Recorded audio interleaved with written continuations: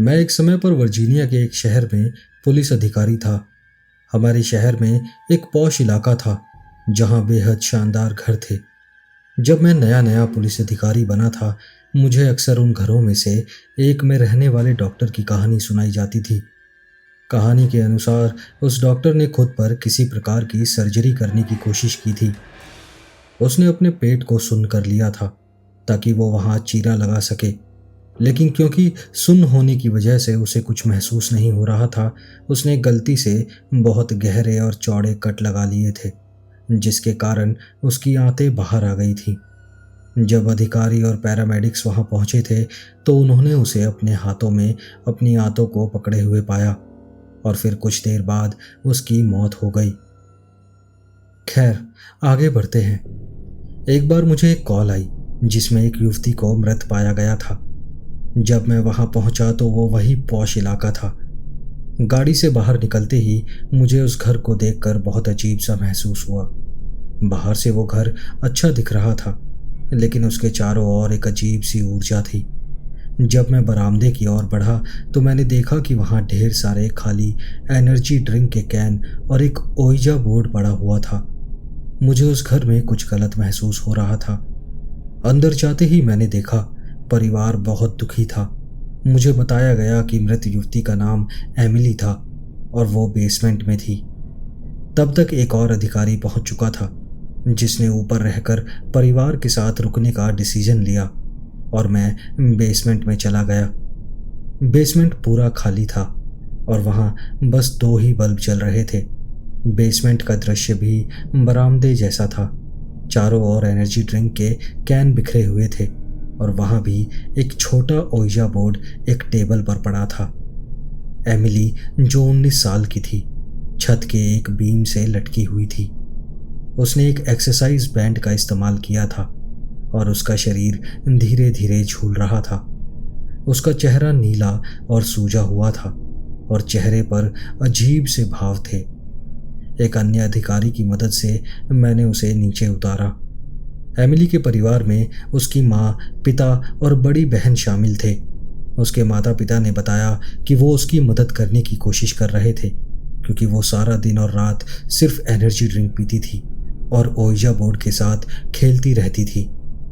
उसकी बहन ने और विस्तार से बताया कि एमिली अपने मृत प्रेमी से बात करने के लिए ओइजा बोर्ड का इस्तेमाल करती थी और वो कहती थी उसका प्रेमी उसे आत्महत्या करने के लिए कह रहा था ताकि वो मरने के बाद उससे मिल सके। अब मुझे फिर से कहना पड़ेगा कि उस घर में बहुत कुछ गलत था। बेसमेंट में एक अजीब सी एनर्जी और असहजता महसूस हो रही थी और ये सिर्फ इसलिए नहीं था क्योंकि वहाँ एक लाश थी। ये मेरी पहली मौत की घटना नहीं थी, लेकिन इस घटना ने मुझे एक लंबे समय तक परेशान किया था। लगभग 2 सप्ताह बाद मुझे एक और कॉल आई जिसमें एक भयानक कार दुर्घटना की सूचना दी गई। जब मैं घटनास्थल पर पहुंचा तो वहां एक कन्वर्टिबल BMW थी जिसने एक भयानक दुर्घटना का सामना किया था। ड्राइवर की सीट पर एक महिला थी जिसकी गर्दन टूट गई थी और उसका सर लगभग पूरी तरह से पीछे की तरफ घूम चुका था। कार से लगभग 25 फीट दूर एक आदमी पड़ा था जिसका सर आधा गायब था और उसके दिमाग के टुकड़े चारों ओर बिखरे हुए थे। जब मैंने उस आदमी की आईडी ली और उसके बारे में रेडियो पर बताना शुरू किया तो एक अन्य अधिकारी और मैंने एक ही बात एक साथ समझ ली। ये दोनों लोग एमिली के माता पिता थे जो उसकी मौत के ठीक 2 सप्ताह बाद एक भयानक दुर्घटना में मारे गए थे।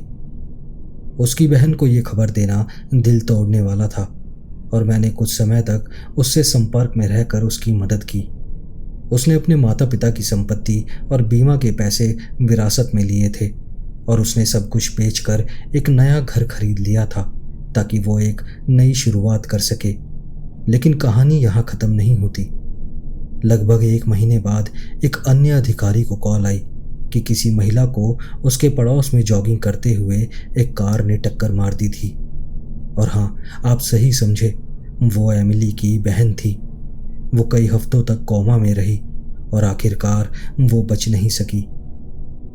अगर आप सोच रहे हैं कि डॉक्टर की कहानी यहाँ क्यों मायने रखती है, तो ऐसा इसलिए है क्योंकि एमिली ने जिस घर में आत्महत्या की थी वो वही उस डॉक्टर का घर था।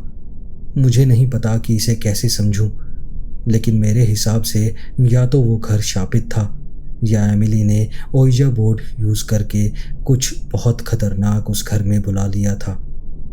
ये बात कुछ साल पहले की थी और अब मैं पुलिस अधिकारी नहीं हूँ। मैं कुछ राज्य दूर जाकर बस गया हूँ, लेकिन मुझे बस इतना पता है कि मैं उस शापित घर से जितना दूर हो सकता हूँ उतना मेरे लिए अच्छा होगा।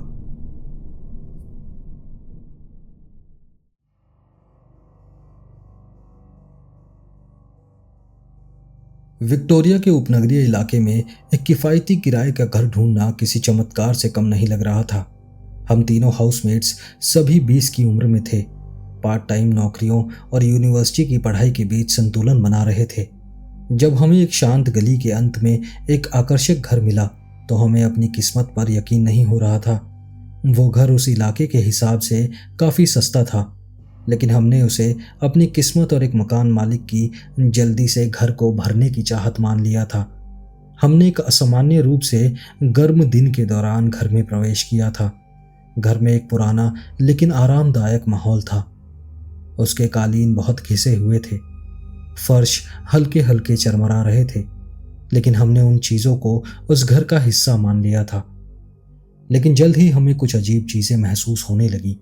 पहली रात जब हम लिविंग रूम में सामान खोल रहे थे, हमने हॉलवे में किसी के दौड़ने की आवाज़ सुनी। हमने इसे घर की पुरानी बनावट या पुराने पाइपों का शोर मानकर नज़रअंदाज कर दिया, लेकिन ये कदमों की आवाज़ें हर रात उसी समय 2 बजे के आसपास सुनाई देती थीं। मेरा कमरा हॉलवे के अंत में था, इसलिए मैं अक्सर आखिरी व्यक्ति होता था जिसे ये आवाज़ें सुनाई देती थीं। एक रात मैंने जागकर ये जानने की कोशिश की कि ये आवाज़ें किस चीज़ से आ रही हैं। मैं लिविंग रूम में बैठा था, लाइट्स बंद थीं और सिर्फ मेरे लैपटॉप की हल्की सी रोशनी थी। जैसे ही रात के 2 बजे ठीक उसी समय पर हल्के तेज कदमों की आवाज़ें फिर से सुनाई दी। ये आवाज़ें स्पष्ट रूप से इंसानी लग रही थीं, लेकिन फिर भी किसी की मौजूदगी से मेल नहीं खाती थीं। जैसे ही ये आवाज़ें लिविंग रूम की ओर बढ़ने लगीं, मेरी रीढ़ की हड्डी में एक अजीब सी सिरहन दौड़ गई। आसपास की हवा अचानक ठंडी हो गई और फिर अचानक से वो कदम दरवाजे के पास आकर रुक गए जहां मैं बैठा था। मैंने ऊपर देखा, लेकिन वहां कुछ नहीं था, बस अंधेरा और किसी के घूरने का एक अजीब एहसास। अगले दिन हम इस बात पर हंसने की कोशिश कर रहे थे, लेकिन एक बेचैनी का भाव हमारे अंदर जरूर था। फिर वो घटनाएं अचानक से बढ़ने लगीं। सबसे पहले ये क्लेयर के साथ हुआ, जो मेरी हाउसमेट थी। वो किचन की मेज पर पढ़ाई कर रही थी जब उसने अचानक अपने कंधे पर हल्का स्पर्श महसूस किया, जैसे किसी ने उसका ध्यान खींचने के लिए उसे छुआ हो। वो मुड़ी, ये उम्मीद करते हुए कि हम में से कोई होगा, लेकिन कमरा पूरा खाली था। समय के साथ सैम और मुझे भी ठंडे और अजीब से स्पर्श महसूस होने लगे, बहुत हल्के लेकिन बेहद परेशान करने वाले। लेकिन असली डर तब शुरू हुआ जब हमने उसे देखा। एक शाम जब हम सभी लिविंग रूम में आराम कर रहे थे, मैंने खिड़की से एक परछाई को झांकते हुए देखा। मैं चौंक कर खड़ा हो गया, ये सोचते हुए कि शायद कोई घर के अंदर घुसने की कोशिश कर रहा है। लेकिन जैसे ही मैं करीब पहुंचा, वो परछाई अंधेरे में गायब हो गई। सैम ने भी उसे देखा था, जिससे ये साफ हो गया कि मैं कुछ गलत नहीं देख रहा था। इसके बाद से वो परछाई हमें परेशान करती रही, हमेशा खिड़कियों से झांकती, हमारी नज़रों के किनारों से दिखाई देती और जब भी हम उसका सामना करने की कोशिश करते, अचानक से गायब हो जाती। हमारे जीवन की सबसे डरावनी रात एक आम रात की तरह ही शुरू हुई थी। हम सभी किचन में देर रात का खाना खा रहे थे। प्लेट्स और कटलरी की आवाज़ें हो रही थीं और हम घर के भूतिया होने की बात पर मजाक कर रहे थे। हम डर को हंसी में उड़ा रहे थे। रात करीब 12 बजे अचानक सब कुछ बदल गया। जैसे ही हम खाना खा रहे थे, कमरे का तापमान गिरने लगा। हमारी सांसें हवा में धुएं की तरह दिखने लगीं।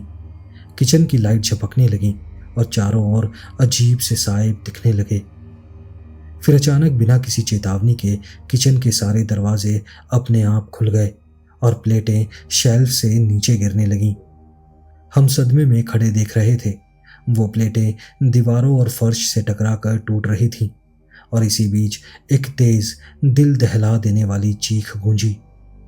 ये सिर्फ एक आवाज नहीं थी, ये एक बेहद खौफनाक आवाज थी। हम किचन से भागकर निकले, लेकिन हॉलवे में वो परछाई वहीं खड़ी थी जो अब पहले से कहीं बड़ी थी। एक अजीब सा साया जिसकी पहचान मुश्किल थी, लेकिन उसका अस्तित्व बहुत वास्तविक था। हवा में एक अजीब सी गंध थी। हम कुछ देर तक जमे हुए खड़े रहे, फिर पीछे के दरवाजे की ओर भागे, बस बच निकलने की कोशिश में। हमने उस रात फिर कभी उस घर में नहीं बिताई।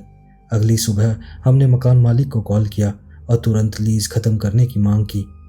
आश्चर्यजनक रूप से यह शायद नहीं, उन्होंने हमसे कोई बहस नहीं की। हमने दोस्तों के साथ अस्थायी रूप से रहने का बंदोबस्त किया और आखिरकार उस घर से बहुत दूर एक नया घर ढूंढ लिया।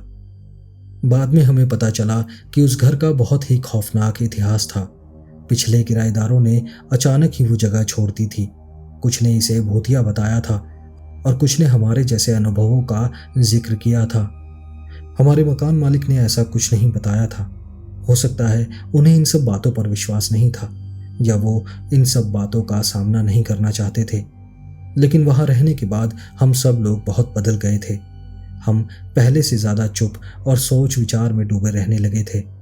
मैं अक्सर अपने कंधे के पीछे देखता रहता हूँ, ये सोचते हुए कि कहीं कोई परछाई मुझे देख तो नहीं रही। यहाँ तक कि अब भी अपने नए घर की सुरक्षा में रहते हुए कुछ रातों में जब सब शांत हो जाता है और घर ठंडा हो जाता है, मुझे लगता है कि मैं उन कदमों की आवाज़ों को अब भी सुन सकता हूँ।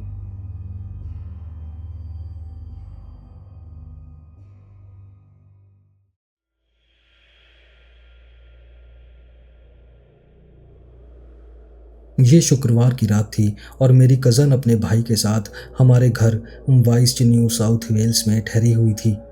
मेरी कज़न लगभग 15 साल की थी। हमारा घर 2 मंजिला था। मेरे माता पिता और उसका भाई नीचे डेन में थे।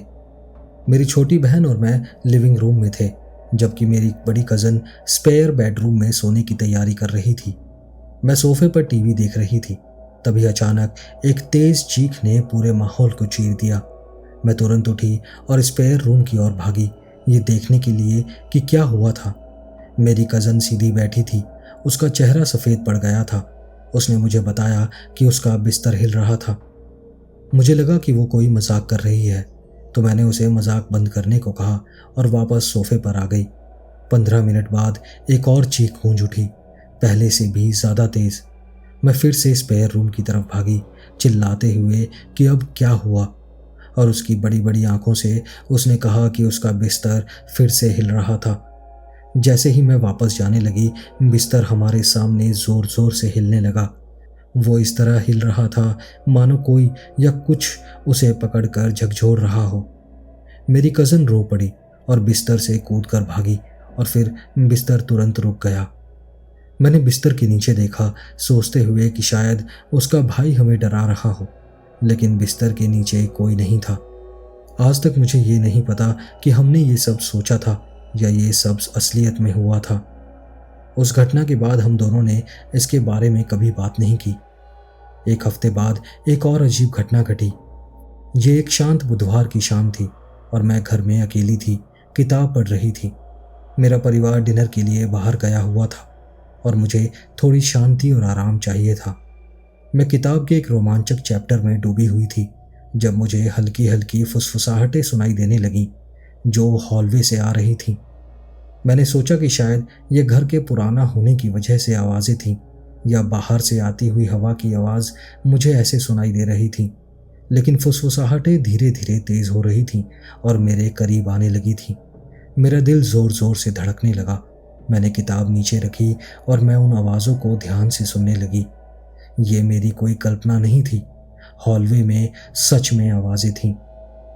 अपनी सारी हिम्मत जुटाकर मैं उस आवाज़ की ओर बढ़ने लगी। जैसे ही मैंने हॉलवे में कदम रखा, फुसफुसाहटें बंद हो गईं। मेरे रोंगटे खड़े हो गए और एक ठंडक मेरे शरीर में दौड़ गई। अगले कुछ दिनों में अजीब घटनाएं और ज़्यादा होने लगीं। बिना वजह लाइटें झपकने लगीं, दरवाजे खुद ब खुद खुल जाते थे और कुछ कमरों में अजीब सी ठंडी हवा चलने लगती थी। हमने खुद को समझाने की कोशिश की कि ये सब खराब वायरिंग या हवा की वजह से हो रहा था, लेकिन ये इतनी बार हो रहा था कि इसे नज़रअंदाज करना मुश्किल हो गया था। एक रात जब मैं बाथरूम में अपने दांत ब्रश कर रही थी, मैंने आईने में अपने पीछे एक काली परछाई देखी। मेरा खून तभी ठंडा पड़ गया और मैंने तुरंत मुड़कर देखा, लेकिन वहां कोई नहीं था। मैंने अपने चेहरे पर पानी मारा, उम्मीद करते हुए कि शायद मैं बस थकी हुई हूं, लेकिन उस परछाई की छवि मुझे डराती रही। ये सभी घटनाएं हमें डरा रही थी।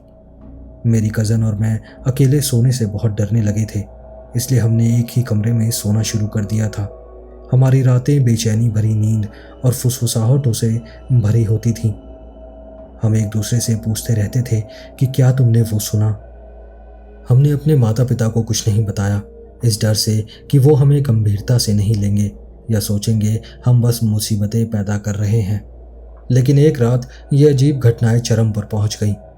मेरा परिवार और मैं लिविंग रूम में एक मूवी देख रहे थे।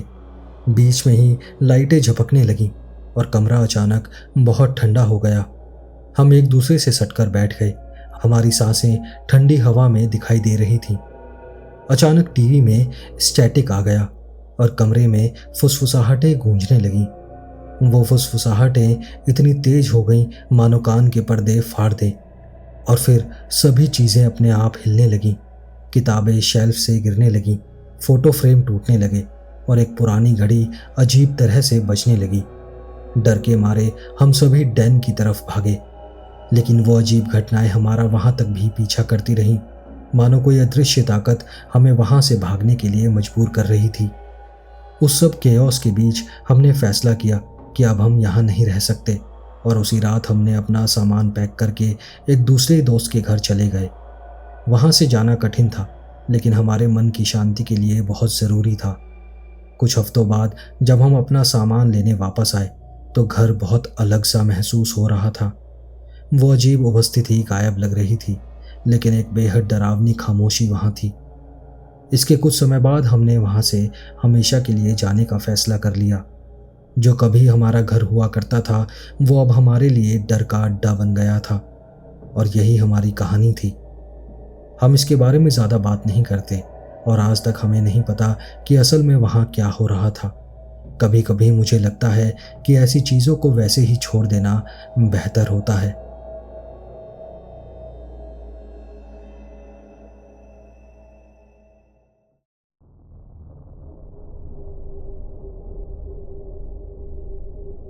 ये घटना करीब 4 साल पहले हुई थी, जब मैं 17 साल का था और अपनी आंटी के साथ रहता था।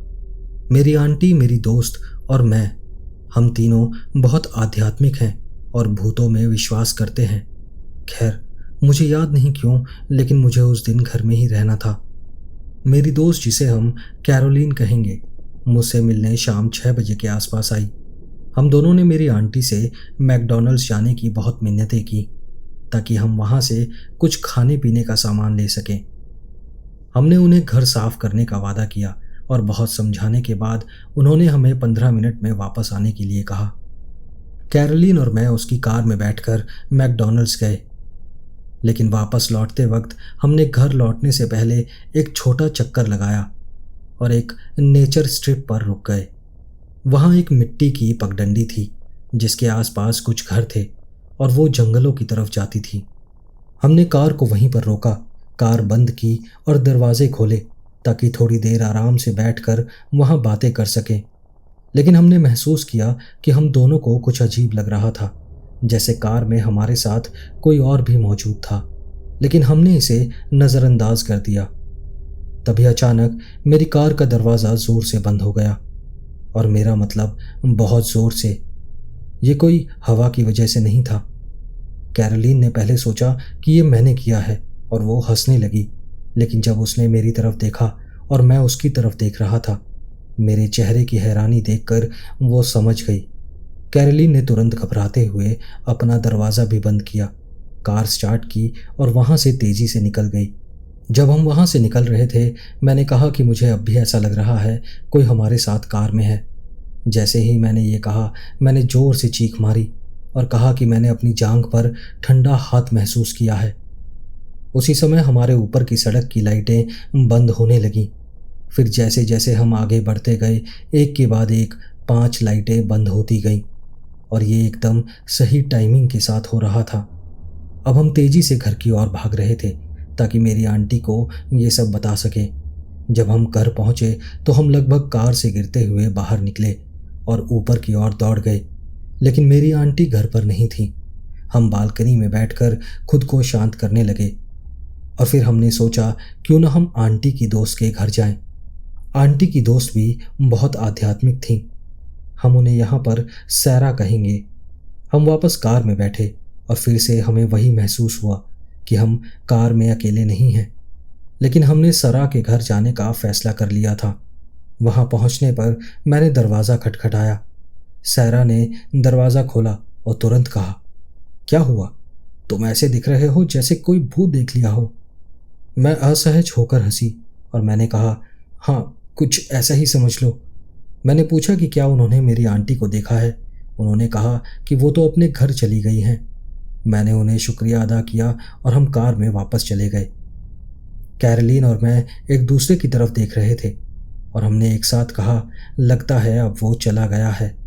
हम आखिरकार शांत हुए और मेरी आंटी के घर वापस आ गए। उन्होंने हम पर हंसते हुए कहा कि डरने की कोई ज़रूरत नहीं है, ऐसी चीज़ें डर से ताकत पाती हैं। उन्होंने हम पर धूप जलाकर कुछ मंत्र पढ़े और फिर हमने अपनी रात सामान्य तरीके से बिताई।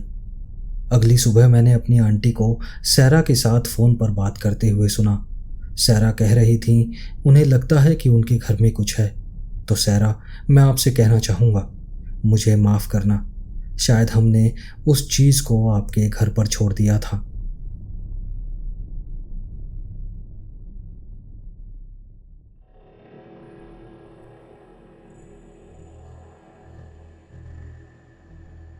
अक्टूबर 2017 में मैंने अपने पति को खो दिया था, जब मैं 7 हफ्तों की गर्भवती थी। जिस दिन उनकी मृत्यु हुई थी, मैं जल्दी से काम पर जा रही थी। जब मेरे पति सुबह उठे थे तो हमने कुछ बातों का आदान प्रदान किया था, जिसमें उन्होंने मुझे बताया था कि उस दिन उनके कुछ फ़ोन इंटरव्यू थे और उनके पैरों में कुछ अजीब सा दर्द हो रहा था। मैं अपने काम पर चली गई थी और कुछ घंटों बाद हमारी एक छोटी सी फ़ोन कॉल हुई, जिसमें उन्होंने बताया कि वो दर्द की दवा लेने के लिए फार्मेसी जा रहे थे। इसके लगभग 1 घंटे बाद मैंने कई बार उन्हें फ़ोन किया, ये सुनिश्चित करने के लिए कि क्या वो सुरक्षित घर पहुंच गए हैं, लेकिन मुझे कोई जवाब नहीं मिला। मैंने घंटों तक उन्हें कॉल किया और आखिरकार एक औरत ने उनका फ़ोन उठाया और मुझे बताया कि वो शेरिफ विभाग से बोल रही हैं और उन्होंने मुझे तुरंत घर आने को कहा। उस समय मैं एक जेल में काम कर रही थी, डरते हुए कि शायद वो किसी मुसीबत में पड़ गए होंगे। मैंने अपनी पोस्ट छोड़ी और कार में बैठी और 30 मिनट की ड्राइव में तेज़ी से शहर की ओर निकली। जब मैंने पार्किंग गैराज में कार मोड़ी तो मैंने एक बड़े सफ़ेद वैन को देखा जिस पे कॉरोनर लिखा हुआ था। जब मैं अपने घर के पास पहुंची तो मुझे वही औरत मिली जिसने मुझसे फ़ोन पे बात की थी। उसने मुझे मेरे घर की ओर जाने से मना कर दिया। उसने मुझे बताया कि मेरे पति को दिल का दौरा पड़ा था, जो उनके पैरों के दर्द के कारण हुआ था, वही दर्द जिसके बारे में उन्होंने मुझे सुबह बताया था। फार्मेसी से दवाई लेकर मेरे पति घर पहुंच गए थे और उन्होंने दरवाजे को बंद कर दिया था और फिर वो धड़ाम से ज़मीन पर गिर पड़े। उन्होंने मदद के लिए भी चिल्लाया था। हमारी पड़ोसी और उसके बेटे ने उनकी आवाज़ सुनी थी और वो भागकर वहां आए थे, लेकिन दरवाज़ा बंद होने की वजह से वो अंदर नहीं आ सके। बाद में उनके बेटे ने मुझसे माफ़ी भी मांगी कि उसने खिड़की नहीं तोड़ी। उसने कहा कि सदमे और घबराहट में उसने अपनी समझदारी को खो दिया था। वो दरवाजे के बाहर से मेरे पति से बात कर रहे थे। उन्होंने 911 पर कॉल कर दिया था, लेकिन मदद पहुंचने से ठीक पहले मेरे पति ने जवाब देना बंद कर दिया था और उनके आगमन पर ही उन्हें मृत घोषित कर दिया गया था। मेरे पति के मरने के हफ्ते भर बाद ही उनके सबसे अच्छे दोस्त की पत्नी ने मुझे कार्ड रीडिंग की पेशकश की। हालांकि मैं संदेह में थी कि क्या मुझे ऐसी कोई कार्ड रीडिंग करनी चाहिए, लेकिन रीडिंग के दौरान उसने मुझे कई दिलचस्प बातें बताईं। लेकिन जो सबसे खास बात थी वो ये थी कि मेरे पति एक ऐसी अवस्था में थे जहां उनकी आत्मा अपनी पूरी ज़िंदगी को फिर से जीती है। जैसे लोग कहते हैं कि उनकी ज़िंदगी उनकी आंखों के सामने चमक जाती है। उसने मुझे समझाया कि वो एक जगह पर हैं जहां हर आत्मा मृत्यु के बाद जाती है, अपनी ज़िंदगी पर विचार करती है। उसने ये भी कहा कि उनकी मौत इतनी अचानक थी कि उन्हें अब तक ये एहसास ही नहीं हुआ था कि वो मर चुके थे और मुझे उन्हें पार कराने में मदद करनी होगी। उन्होंने महसूस किया कि मैं ही वो इंसान हूँ जो उनकी मदद कर सकती हूँ और मुझे निर्देश दिया कि मैं सफ़ेद मोमबत्तियाँ जलाऊं और उन्हें शांति के मार्ग पर ले जाने के लिए पानी का एक जार रखूं। कुछ महीने बाद मैं अपने माता पिता के घर चली गई। एक दिन जब मैं सोफे पर लेटी हुई थी, अचानक मुझे एक भारीपन का एहसास हुआ, जैसे मुझे एनेस्थीसिया दिया गया हो। ये स्लीप पैरालिसिस जैसा महसूस हो रहा था। जब मैं आखिरकार अपनी आंख खोल पाई तो मैं अभी भी अपने माता पिता के लिविंग रूम में थी, लेकिन मेरे पति मेरे सामने एक कुर्सी पर बैठे थे, जैसे वो अपनी मौत से पहले बैठा करते थे, उतने ही स्पष्ट और उतने ही असली। मैं कुछ बोल पाती उससे पहले उन्होंने बात शुरू कर दी। उन्होंने मुझसे कहा कि वो अपने आने वाले फ़ोन इंटरव्यू को लेकर नर्वस थे, वही इंटरव्यू जो उनकी मौत वाले दिन था। उन्होंने कहा वो नौकरी पाने को लेकर उत्साहित थे और उन्होंने मुझसे मदद मांगी कि वो कैसे तैयारी करें। मैंने आंसुओं भरी आंखों से उनकी ओर देखा, महसूस करते हुए कि मुझे क्या कहना चाहिए। मैंने उनसे कहा, बेबी मुझे माफ़ करना। क्या आपको अपने पैर का दर्द याद है? आपके पैर पर खून के थक्के थे, उनमें से एक आपके दिल तक पहुंच गया था। आप इंटरव्यू के लिए नहीं जा पाओगे बेबी, क्योंकि आपकी मृत्यु हो चुकी है। मैं उनके चेहरे की उस अभिव्यक्ति को कभी नहीं भूल पाऊंगी।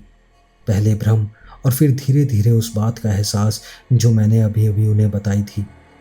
मैंने फिर से उनसे माफ़ी मांगी, उनसे कहा कि मैं उनसे प्यार करती हूँ और उनसे जवाब देने की भीख मांगी, लेकिन वो बस वहीं बैठे रहे उस अजीब से भाव के साथ। और अचानक मैं जाग गई। मेरे माता पिता की रसोई की कुर्सी अब मेरे सामने खाली पड़ी थी। उसके बाद मैंने उन्हें कभी अपने सपने में नहीं देखा और मैं प्रार्थना करती हूँ कि ऐसा शायद इसलिए है क्योंकि मैंने उन्हें वो क्लोज़र दे दिया था जिसकी उनको ज़रूरत थी, ताकि वो दूसरी पार जा सकें। अब हमारा 5 साल का एक बेटा है जो अक्सर अपने पिता के बारे में बहुत ही साफ सपने देखता है। वो ऐसी बातें करता है जिन्हें वो तब तक नहीं जान सकता जब तक वो जानकारी उसे सीधे अपने पिता से ना आई हो। अपने पति को खोना किसी मृत्यु से मेरी संबंधित पहली वास्तविक अनुभूति थी, लेकिन अब मुझे शांति मिल चुकी है क्योंकि मुझे खुद से ये पुष्टि मिली है कि इस जीवन के बाद कुछ और भी है।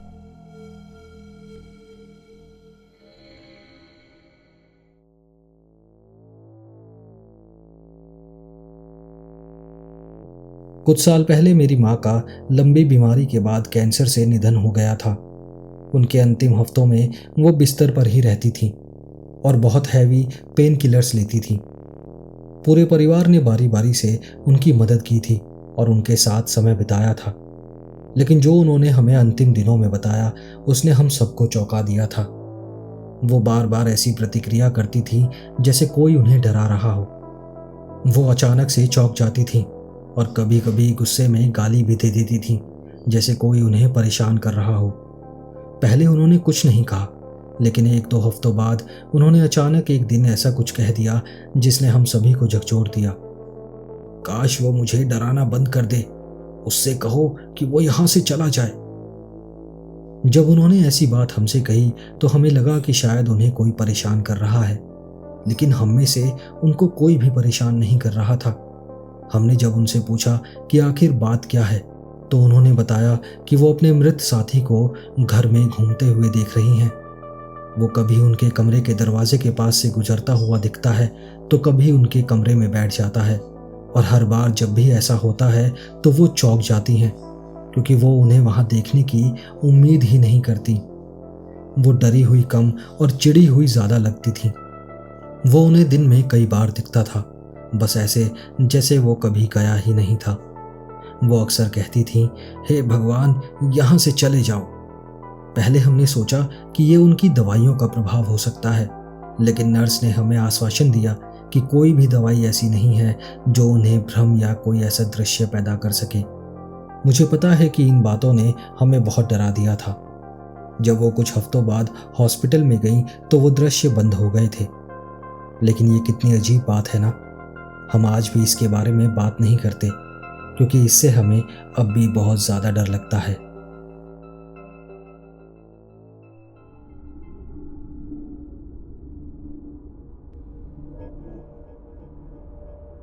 ये घटना उस घर में हुई थी जिसमें मैं पहले रहता था और मैं तब लगभग 4 या 5 साल का था।